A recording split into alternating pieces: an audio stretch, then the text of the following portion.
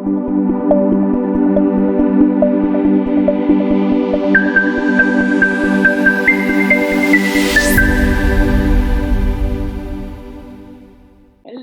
and welcome to Navigating the Unknown. My name is Dr. Christine Cosby Gaither, and I am the founder of a Stroke of Grace nonprofit organization, 501c3 nonprofit organization, and also the host of this show, Navigating the Unknown. This is a show where I really wanted to highlight the stroke survivors and their stories and their journeys because I do want to ultimately help um, other persons who might be going through this, might be going through this journey, who feel like giving up, to know that you can just hold on and hang in there. And I wanted to give you some inspiration through some of these stories that we bring to the table.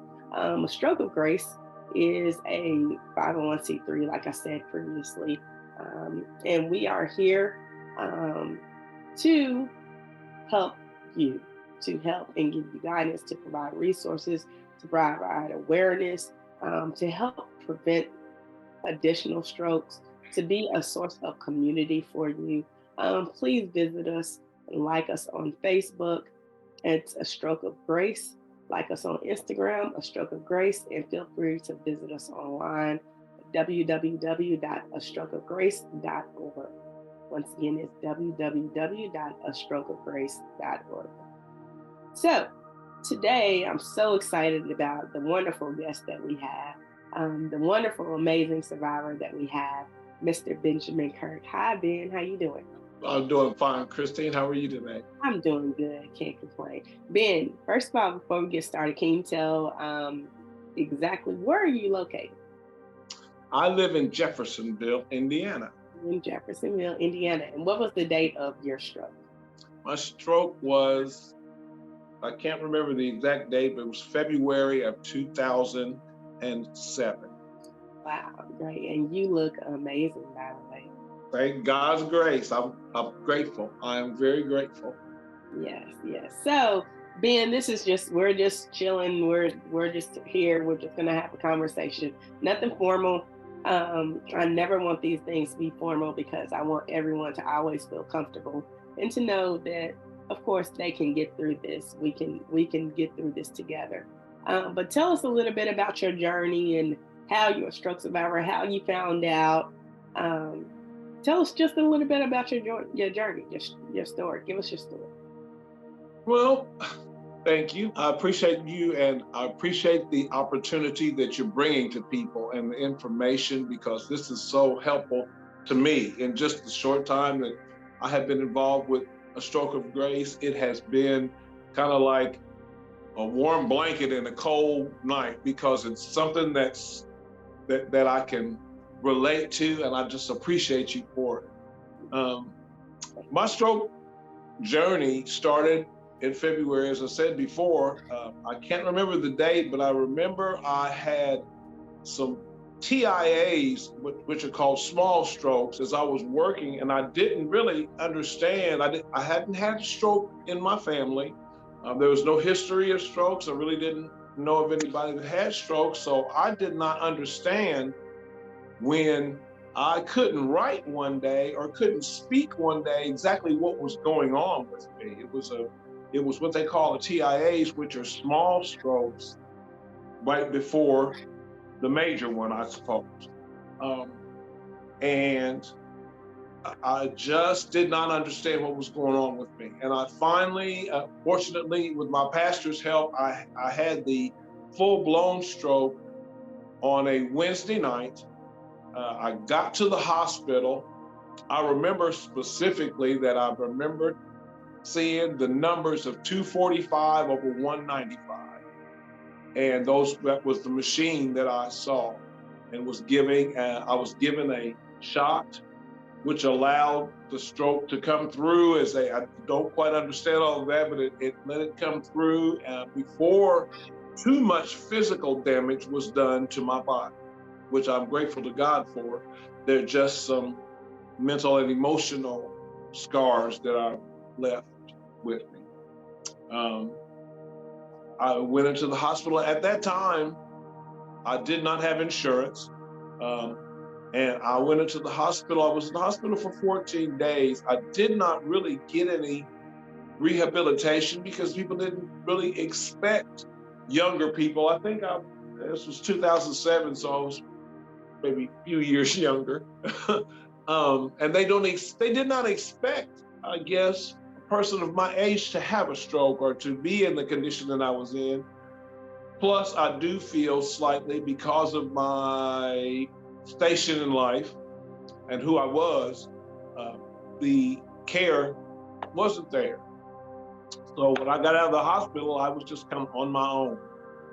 I didn't understand why I couldn't write. I didn't understand why I couldn't speak. I tried to go back to work. I had no direction to go, and it was just kind of a dark time. So I want to highlight, you did say that you were in the hospital for 14 days and Yes, you were released. Where were you released to? Did they release you home? yes, they just turned me loose. They just turned Uh, I did not get any resources to where to go to. I did not.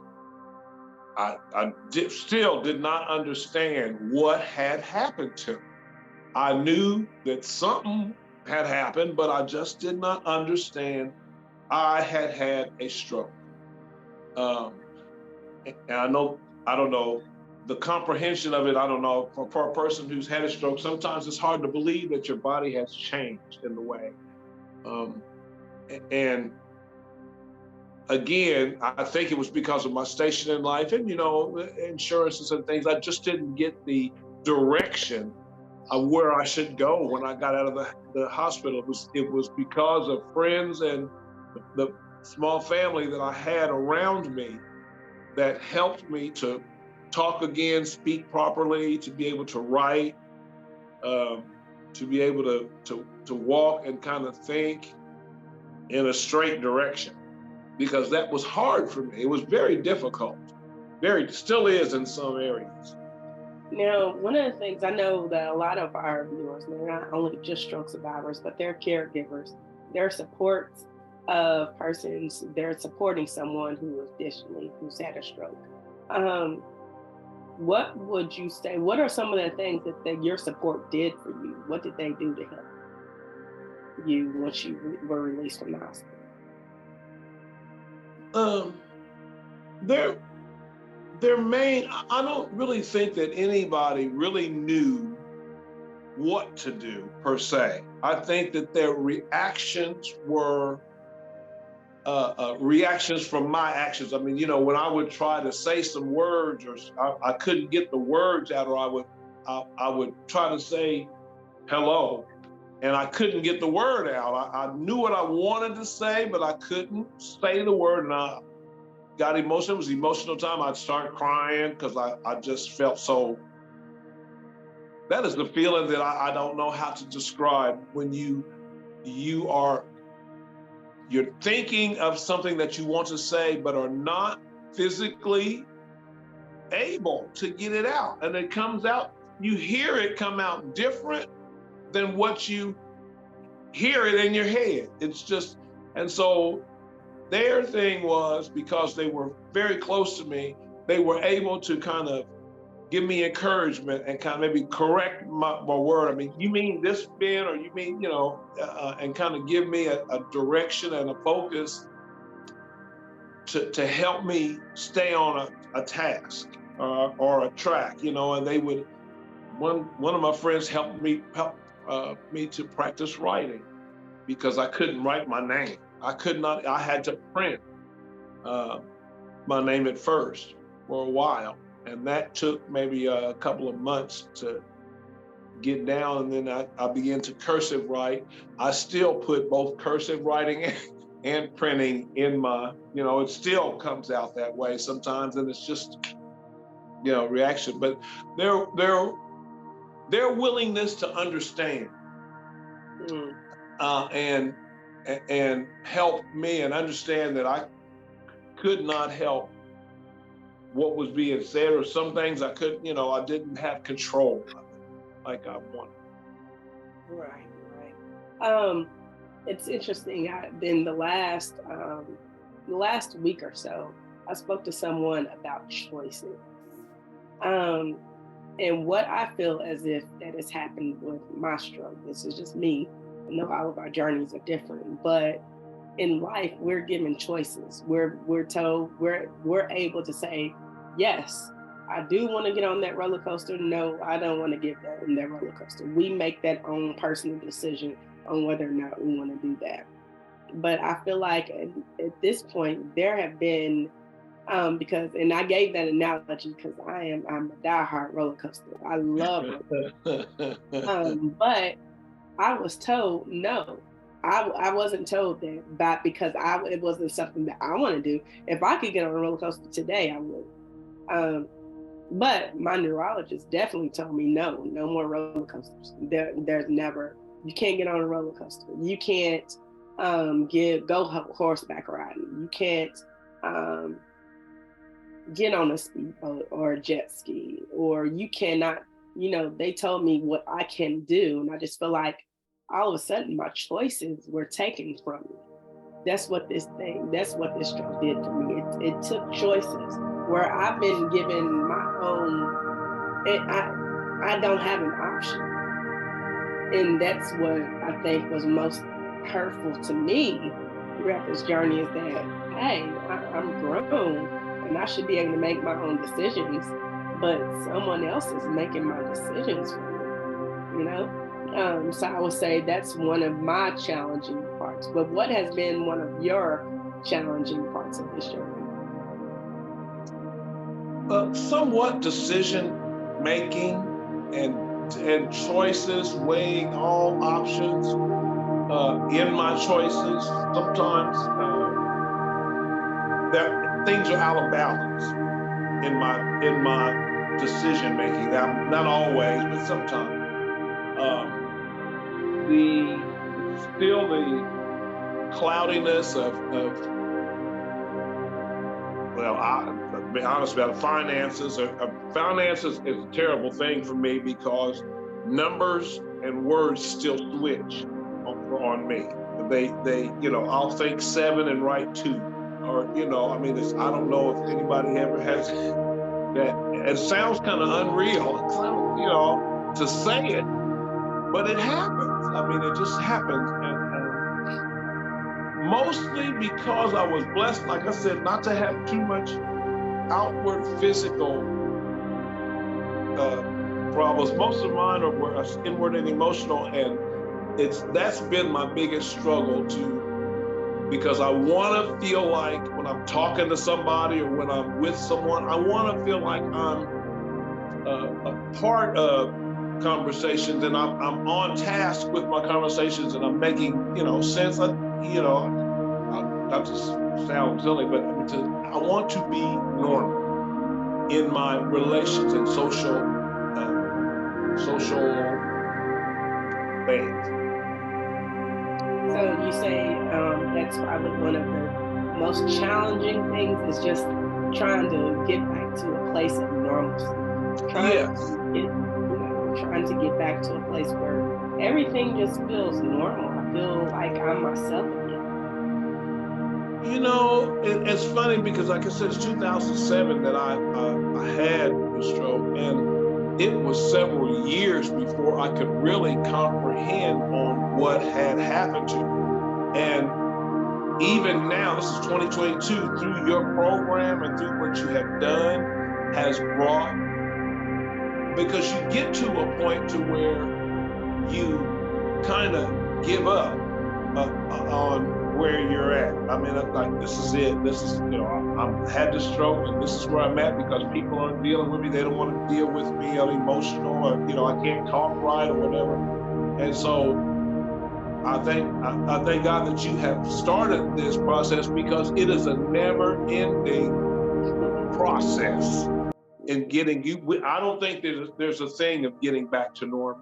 My doctors say that no, you don't get back to normal, but you will have the opportunity to maybe enhance some other skills which will make up for what you've lost.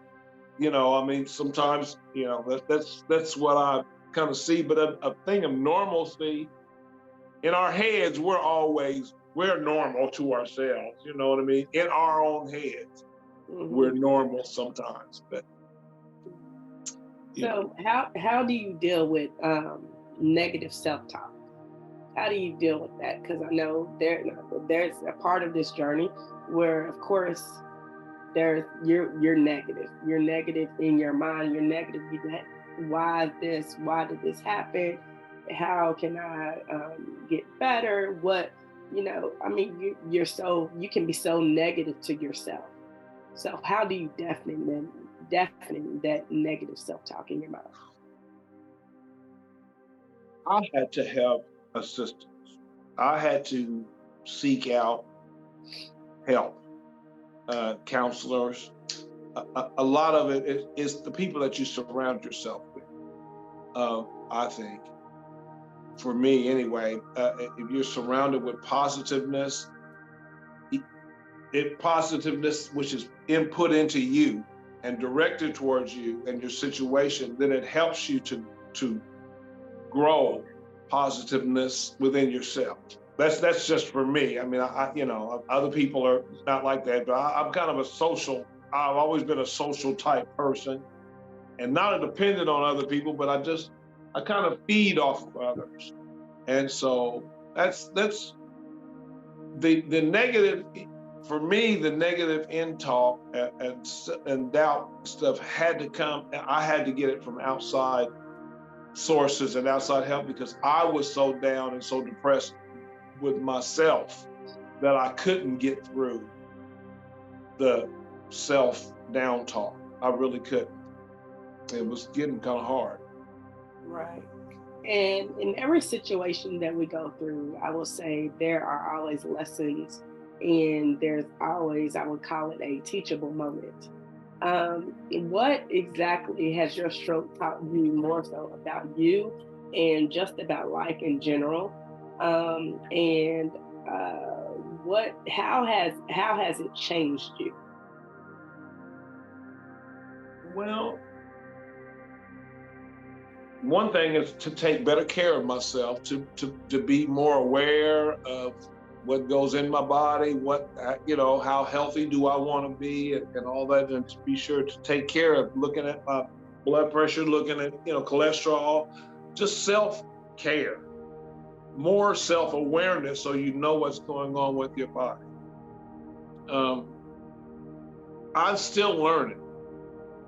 My teachable moment was, I think, when I realized that I was not stuck in the position I thought I was. Once I was able to work, when I got the ticket to work, and through one of the counselors there, I was able to see that I was not destined to be stuck in the position that I was in after my stroke.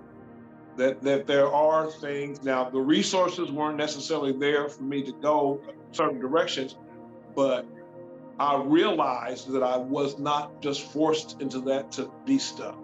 I think that was the biggest teachable moment. And then part two of it was, after I realized that, again, I sound like a broken record, but then I get placed in the situation in place to where someone is going to be able to give me resources and to be able to really find out what I can and cannot do and complete some things. I had a stroke 2 months before I was to graduate with my bachelor's degree in business administration, marketing, and supervision.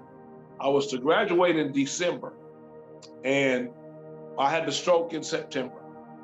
And after that, everything was gone. And so, but I am beginning to feel the possibility that I can try to get that, I can try to complete that bachelor's degree. I can try to achieve that. I had my own business, my own store, my own brick and mortar store in Kokomo, and I can get those things back. I am not stuck. I am not a stroke victim. I am a stroke survivor. And I learned that from you. It is a difference. We are survivors. Yes. Victims. We are Yes. survivors. So yes, Yes. absolutely.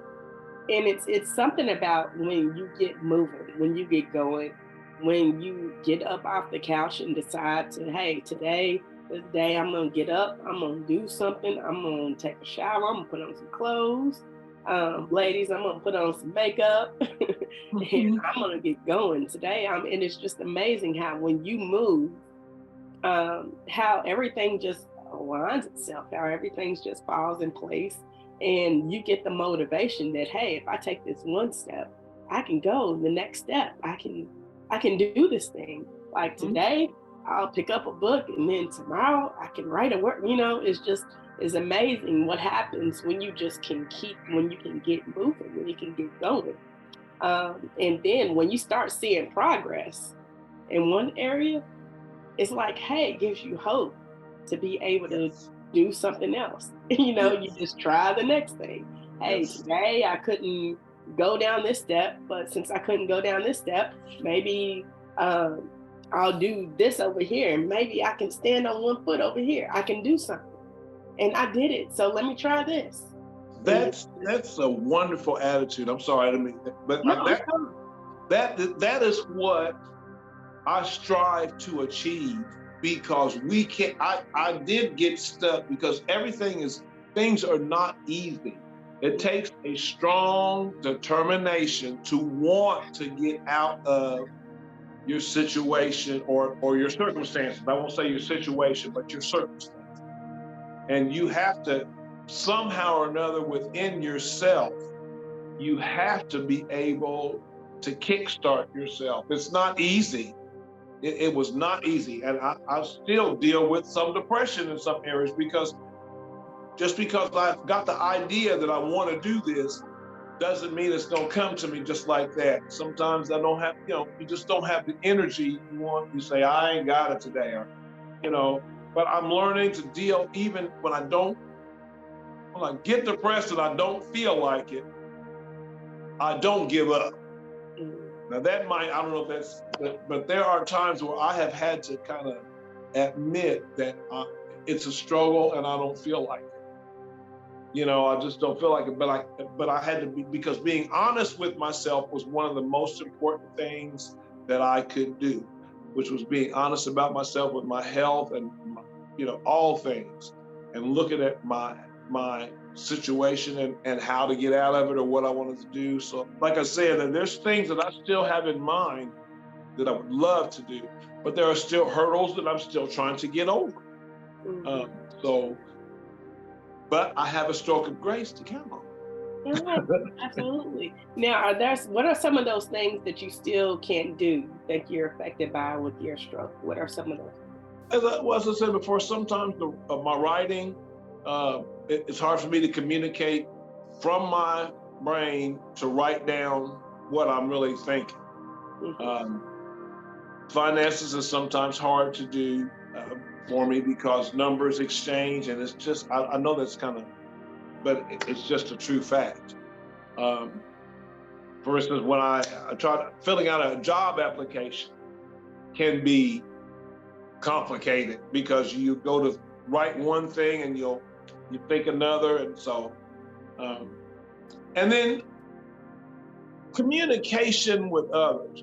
I'm new to this area, and I'm just beginning to begin a social building for this being in Jeffersonville, and people don't always who don't know you as they get to learn you don't always understand when you make a wrong word or you say something that you don't you mean left and you meant to say right or just and so that's been a little challenge, but I believe that I will persevere through it because that's just a hurdle. Okay. Now, question: what message do you want to leave other stroke survivors and caregivers? What message do you want to leave with them before we close out? Don't give up on yourself. Do not give up on yourself. Uh, accept your challenges and take them for what they are, challenges. They're not weights to keep you down, but they're just challenges. And make sure that you're surrounded with people who you trust, you love, and who have the same respect for you, so that they can, it takes a team. You can't, I say you can't do it by yourself, because some people can, but you need to remember that you cannot, it's not good to do it by yourself. And it's good to have someone around you who can understand, who has patience with you, who has the love for you, to want to see you either return or get back to normal, or just exist in a better way. That's very important, to have that confidence in yourself, and to have someone around you, around you for support. Well, again, thank you so very much for being our special guest today. I truly appreciate you coming and sharing your story, because I know that, of course, it's going to bless so many people. So thank you so very much for tuning in. And once again, this is Navigating the Unknown. Thank you so much for tuning in and joining us today. Be sure we have new episodes that are released on first and third Sundays at 6 p.m. So be sure to check us out in our next episode. Be sure to like us on Facebook at A Stroke of Grace, and like us on Instagram at A Stroke of Grace. And Ben, once again, thank you so very much. And have a good day. Thank you.